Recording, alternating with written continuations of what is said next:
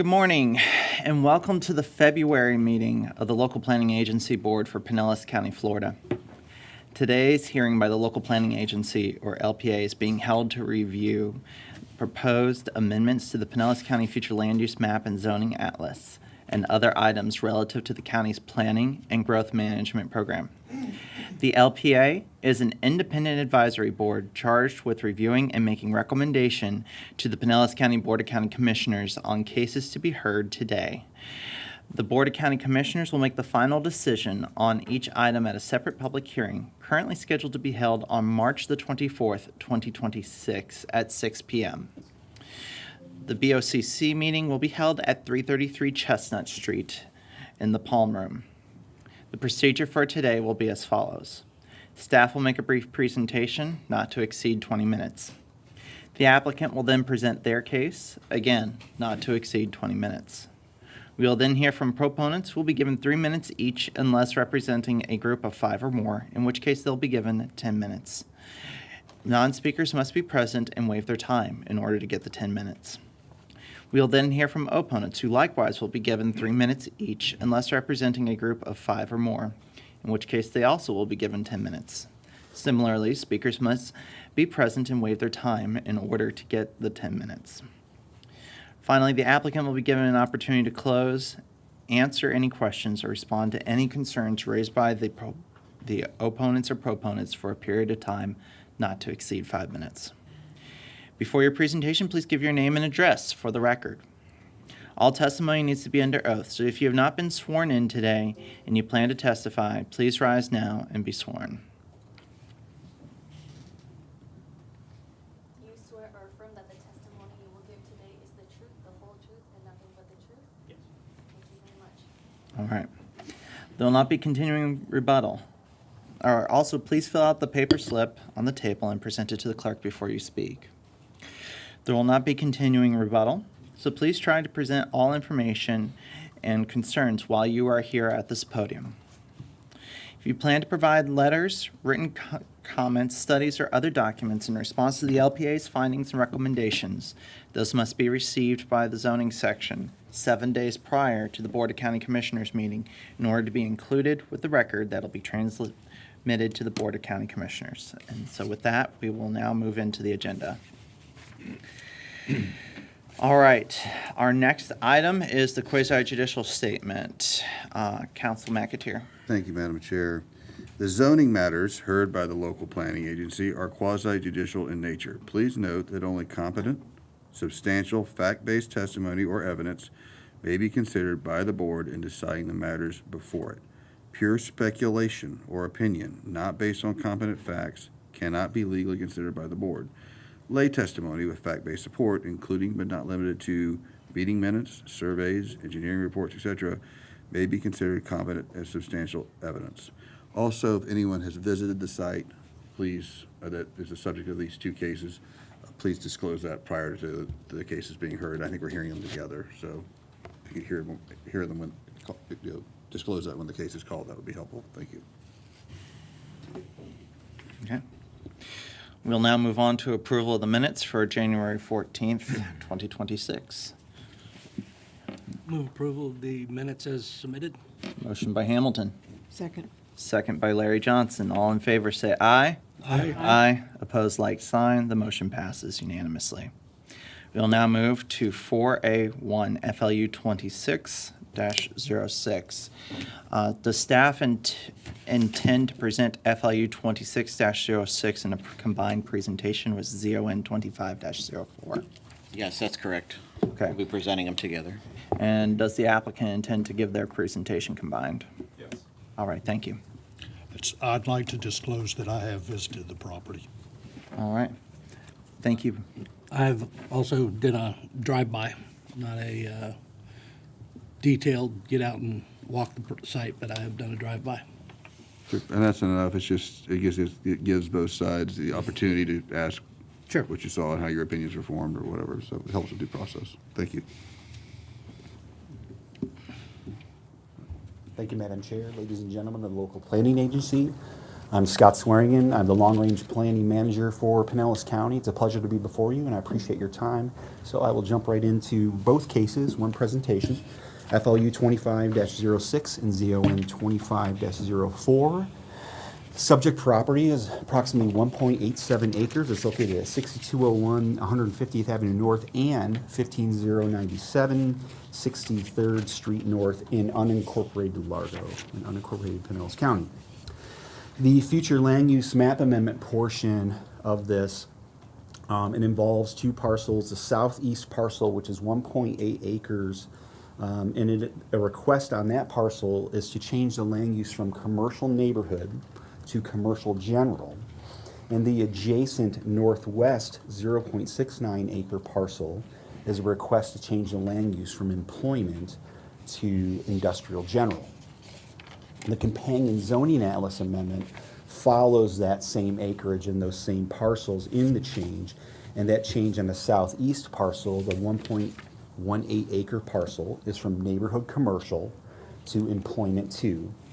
And then on the adjacent northwest 0.69 acre parcel is from employment to heavy industry. The proposed use is a transfer station with accessory outdoor sales.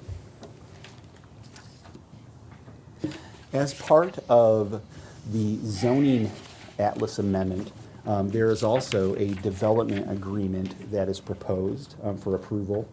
That agreement contains generally the following restrictions. So the property shall be developed substantially in conformance with a conceptual site plan. And you can see that conceptual site plan on the slide, on the right side of the slide. It is also a part of your agenda packet. The property shall be limited to solid waste transfer station and outdoor sales and parking. So regardless of the variety of uses that are within each of the zoning districts, the actual uses that could be built are those uses and those uses only per the development agreement.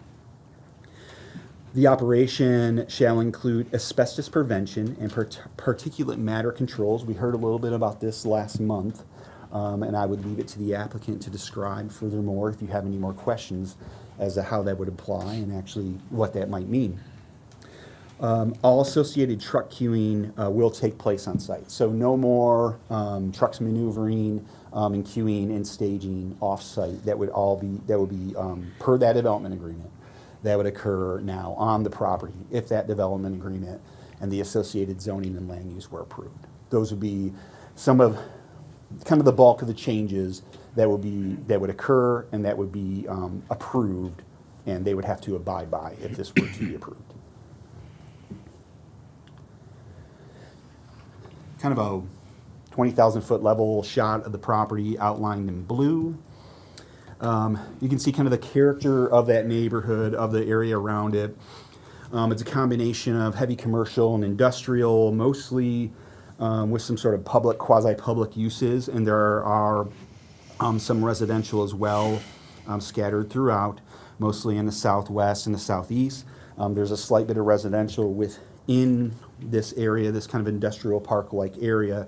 So if we zoom in a little bit, you can see the subject property again, and this time it's outlined in red, and we have a lot of kind of heavy commercial, industrial type uses, but we also do have 4 residential properties, 2 of them which are directly adjacent to the subject property, directly to the northeast.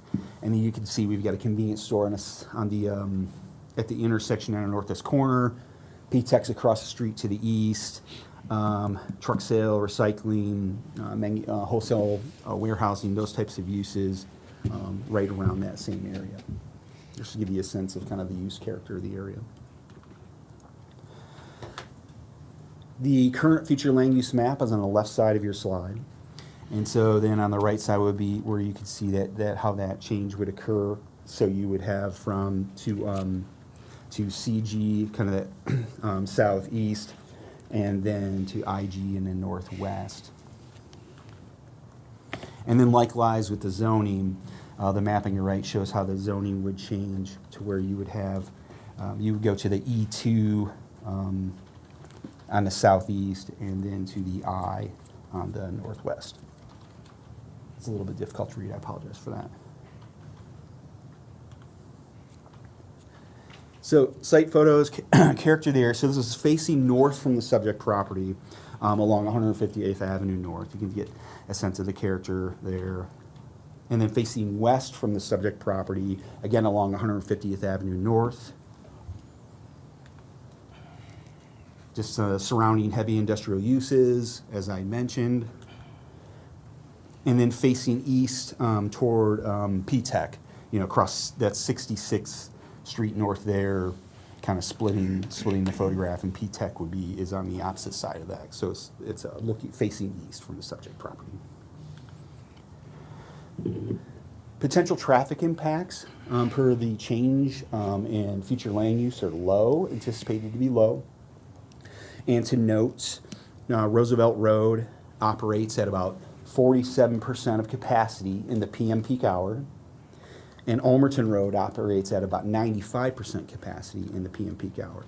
And the project, per the future land use change, is a future land use level traffic analysis, not at the site plan level traffic analysis.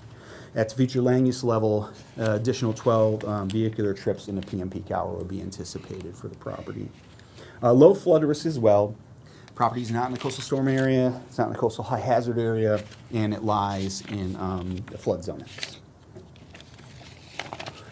In conclusion, we find the proposed land use, zoning, and the development agreement per those.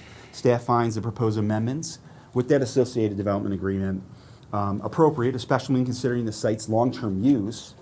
The amendments will allow the site, the amendments including that development agreement, will allow the site to be redeveloped to the county's development regulations in a more appropriate manner. So as a site plan comes in the future, if this were to be developed, the county, they would be subject to the county's development regulations in total and the development agreement as well, with those limitations that were in the development agreement and some of those assurances that are in the development agreement.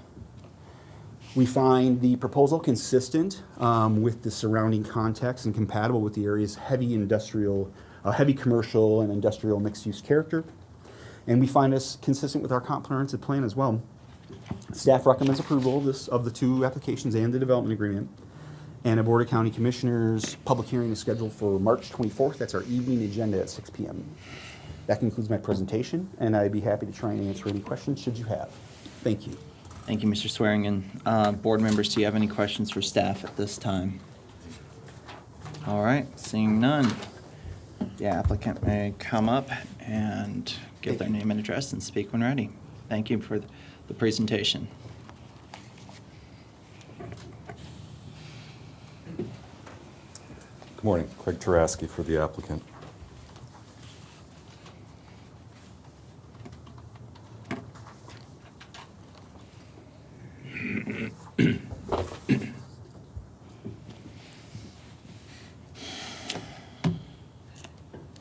Just another map showing what we're proposing here, subject properties, and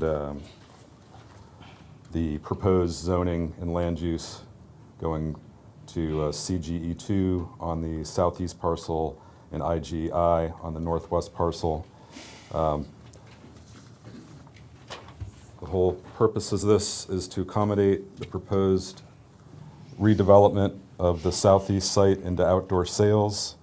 This will be like landscape material, and this is my third time here, so I know some of you or all of you have heard a lot of this before, but just to get it on the record one more time, this material is not being recycled out of the transfer station operation. This comes in separately from separate wholesale vendors to be sold on this site.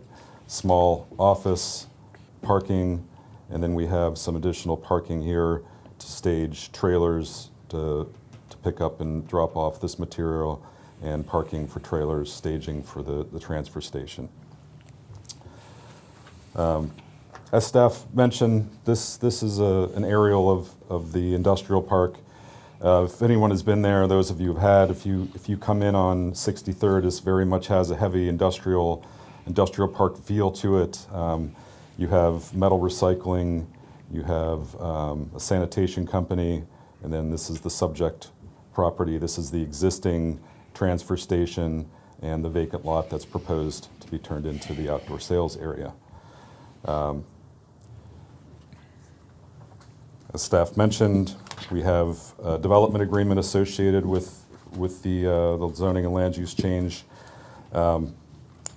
Based on feedback that we heard at our earlier hearings, we did amend the development agreement to add in some additional mitigating measures to address the concerns raised. We did add into the development agreement that the solid waste transfer station shall include controls to prevent asbestos from entering the waste stream. We also included that the GET property, which is the transfer station property, shall comply with the requirements of the state regulations that are applicable to the solid waste facility. And again, this is a solid waste facility that's permitted from the state, so that it has to comply with their permit and the state regs. But we're cross-referencing those in the development agreement, that the transfer station shall comply with the Rule 62-71.315, which prohibits the unconfined emission of particulate matter in violation of paragraph 62-296-324C. So this will give the county some additional enforcement leverage on the property to ensure that it's operating within the code and these state regulations as well. Now, the state regulations that are cited in the development agreement reference this provision, which talks about the prohibition on pollutant emissions, and for any permit issued to a facility with emissions of unconfined particulate matter shall specify the reasonable precautions taken to control those emissions. Those reasonable precautions include paving and maintenance of roads, parking areas, and yards. We're doing this on this site. We're proposed to pave all vehicular areas. That should make a big difference on dust coming off the site. Application of water or chemicals to control those emissions. There's going to be, and there is currently, there continue to be spray down of the loading and unloading areas, and the application of water to unpaved roads, yards, open stockpiles, and similar activity. Again, application of water to spray down. While we're on that topic, I'll let the applicant's representative talk about kind of the dust mitigation measures that are being employed. And introduce yourself too, for the record. I'm John King with the applicant. Right now we have 7 sprinklers that we are using currently to spray down the areas, as Craig mentioned. We have also increased our water usage and the sprinkler usage almost twofold year over year since we came before you the first time. So, Thank you. And Mr. King, is your address the same as the site? Business address is fine. Yeah, I mean, is I it just use business? the business address. Okay, all right. It's we typically, so it's 6201 150th Avenue The North? 63rd, right? 63rd. Okay, excuse me. Okay, the 63rd address on the corner, okay.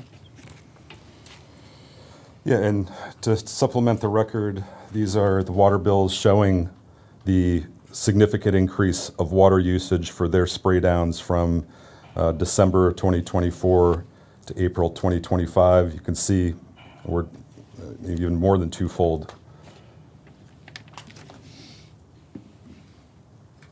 And I'll add that to the record.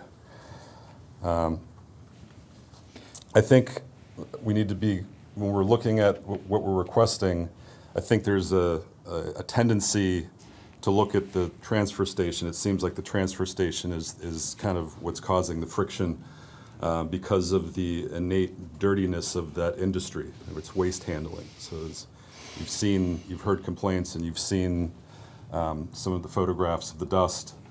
There's been additional spray down. He'll continue the additional spray down. The assumption shouldn't be that the operation will be in violation of the code. I think that would be improper. Some of these, the operation issues, don't really come into play with a zoning and land use change. That's what we're in here for today. We've opened it up with a development agreement to limit the development of this property to what's in the development agreement, the transfer station and the outdoor sales. So this isn't just a general rezoning that just opens it up to the wide range of uses that are available under that zoning. So it's specific to this development plan. And then in addition, we've added operational controls and restrictions in the development agreement, making sure that we're following the state permit requirements on dust mitigation, making sure that we have controls on asbestos entering the site. To hold this user, this operator, to standards beyond that really would be, unjustified and unreasonable. Those are the standards these standards are more stringent than the other similar transfer stations that are in the county. They don't have these additional development agreement restrictions on them. They have the general code provisions on nuisances, and then they have their permit requirements with the state. And because this is an innately dirty industry, that's why they are permitted by the state, and that's why there are the state regulations that address air pollution and water pollution, and they have to stay in compliance with the state regs to operate. Now, we've given, in the development agreement, not only is there just the county's code with respect to zoning issues, with respect to there's some nuisance provisions in the county code. We've given extra teeth by if we're in violation of the state regulation on prohibition of emissions, that the county can leverage that for additional enforcement measures against this operator should they be in violation. So I think the assumption should be that this operator is going to operate within the code and within their permit, and that will include mitigating the dust and other issues that could potentially impact the surrounding properties. You've heard from staff, this is consistent with the comprehensive plan. I have a few other provisions that I'll read into the record once again. In the future land use element, there's future land use strategy 4.1.2.1 that the county provides siting opportunities for employers by maintaining and enhancing industrial and employment center lands within Pinellas County. That the size, configuration, and characteristics of the site, including potential for expansion and consolidation with adjoining properties in relationship to its potential utility support and employment opportunities. That the location of the property in relation to adjoining similarly classified property is compatibility with adjoining and nearby uses and plan classifications that would be similar to serve the site. Here, this is the transfer station has been in existence for decades. It's within an established and heavy industrial park with other heavy industrial users despite the zoning. To the north we have the sanitation company. Here's a photograph of their site. They have unpaved roads and they have large trucks coming in and out all day. We've heard complaints from neighbors pointing at the transfer station to be contributing to dust in the area. I mean, we have another heavy industrial user within that development that's probably likely contributing to it as well. If this zoning and land use and development agreement are approved and this development goes through, you'll have the transfer station site all paved, and you'll have the site brought up to current county requirements, including water quality and storm and surface water controls, which don't exist on some of these other heavy industrial users. Within the economic prosperity element of your comprehensive plan, you have objective 1.3 to promote economic growth through land use and development patterns that meet the county's business and workforce needs. Strategy 1.3.2.1 to provide siting opportunities for primary employers by maintaining and enhancing industrial and employment center lands. The comprehensive plan, there's an overriding theme is to protect and enhance industrial property within the county. I come before this board and Board of County Commissioners and on other on industrial land where there's pressure to change those to other uses. Here, we're trying to solidify this industrial use. So that definitely is consistent with the objectives in the comprehensive plan. I think that pretty much covers it for me. We're here to answer any questions you may have. So I'll leave it with that for now. All right, one moment. Board members, do you have any questions for the applicant? I do. All right, come back up. Board Member Hendricks. You knew I was going to have a question, right? Sure. I spoke about and asked about lead-based paint. And it was going to be put in here. And I don't see it put in here anywhere. I apologize, I don't recall us deciding to put a lead-based paint in, but, okay. What type of control are you looking to put in with Well, lead-based paint? my concern is the washdown area Okay. where this dust is being knocked down. There's a lot of lead-based paint in that dust. And I say that because I know for a fact that residential demolition is not monitored. There are 9 vacant lots on my street alone where they've knocked down houses. These houses were built in the 50s. All of them had lead-based paint. But I've that's, got to jump in here. There was, at the conclusion where this item was continued, the motions hung. There was no motion made to amend the development agreement draft. No agreement of any such thing. So I'm not speaking to the quality one way or the other, or to the speculative nature one way or the other of your comments. But I am saying that the applicant was not instructed by anyone, this board or staff or legal, to amend that development agreement in the last meeting. well, I brought it Thank you, up and this Councilman. gentleman said they would put it in there. If you look back at the video, you'll see. There was no motion, there was no vote. Okay, fine. You are not a single, this is not a single member board. Okay. Also, where is that effluent going to? Is it going to a sanitary sewer? Is it going to a storm sewer? So if this is redeveloped, we're not at site plan, so that'll be addressed per the code. Okay, thank you. You're welcome. Do any other board members have any questions for the applicant? I guess I do. Since the last time that you were before us, have you had any attempts at outreach with your neighbors? Yes. You can go ahead.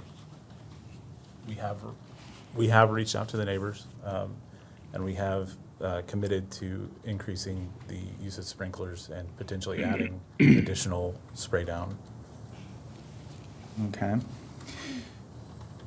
Just to clarify, does that include any additional equipment? Yes. Okay. Your use is currently non-conforming, correct? Legal non-conforming, yes. Okay. Approval of this would make it conforming, correct? Correct. What you've committed to is the state standards, correct? Yes. In the development agreement. Yes. And those state standards currently apply to you, correct? Yes, those are required under the permit they hold with the state. One last thing. Those water usage bills that you put into the record, can you put them up in front of us again? Sure. Let's see if I think I have another copy. Okay. So we come along August, 24, October, December, February, and then we get to April. It's my understanding in the record there's code It goes to enforcement. April, June, August, October Yes, 25, yes. and then all the way to December 25. It's my turn to talk. Sure, go ahead. I admit that your water increase has gone from there. That's what I was getting to. Okay. Thank you. Sure. When did your code enforcement case take place? Ooh, I think that was in, you have to forgive me, I don't have the exact date, but I believe it was maybe I can ask June them. or July. Okay. When did it start? Like, I see, what tripped the increase in water in April? You can answer.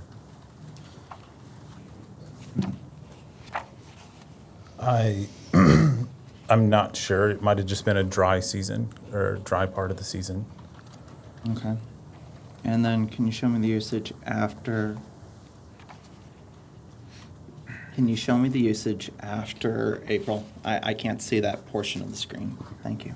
This is April, April, June, June, August. August, October, December of 2025. Okay. And the reason I ask this is because this goes to just dust generation. And we cannot, to be clear, just to make sure that I'm not running afoul of Council McAteer's advice, we can't regulate what's in any dust or runoff, but dust is a question of compatibility. Dust generation, period. Your dust generation. So that's why this is important to me. Okay. Thank you for clarifying that. Sure.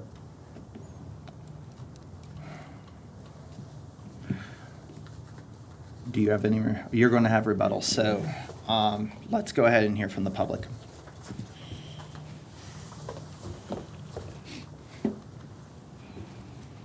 At this time, do we have any members of the public in the room who wish to speak in support of applications FLU 25-06 or ZON 25-04? All right, we have one person who has their hand raised. I'm calling for persons in support of the application. Is that your intent to speak in support? Yeah. All right, come forwards. Please state your name and address. Also state whether you've taken an oath, because, Madam Clerk, I don't know if we got an oath from this citizen. Yeah, I did take the oath. Okay, we're good? All right. Steve Kwell, 6280 150th Avenue North. I'm straight south of the suspect property. I'm happy to say that whatever they're doing with their water control system, it's working. And I'm happy with the dust control now. And I talked to Eric Cash, and he said he has other things that he wants to do to ensure that that's going to be handled in the future with everything. I like the plan that they have going because they are going to asphalt everything, and that'll help keep the dust down also. So at this point, I'm happy with the dust. It's way down. So if they can continue that and move forward, I'm totally fine with their expansion or whatever. I was never against that. But my whole thing was the dust control. And so now they finally are keeping the dust down. So I'm fine with it. So I have no problems with them expanding. All right, thank you. Okay. Board members, do you have any questions for this member of the public? All right. Do we have any other members of the public who wish to speak in support of applications FLU 25-06 and ZON 25-04? All right. Do we have anyone online who wishes to speak in support of either of these two applications? Good morning, Madam Chair. We have no participants online. Do you have anyone who wishes to speak in opposition to applications FLU 25-06 or ZON 25-04? I'm seeing none in the room. Do we have anyone online who wishes to speak in opposition to either of these applications? No changes online. All right. Applicant, do you have any closing remarks you wish to make? My only remark is that you had the gentleman that owns property to the south come up here and support. I think that tells on what this operator, this applicant is trying to be a good neighbor and trying to do things to improve the situation, and they have, and that's your evidence that they have. So thank you. All right, thank you. All right. Board members, do you have any questions for the applicant, the public, or staff? Okay. In that case, I will entertain a motion on FLU 25-06. A motion to approve. A motion by Brito, I'll second. second by Oliveri. Any discussion?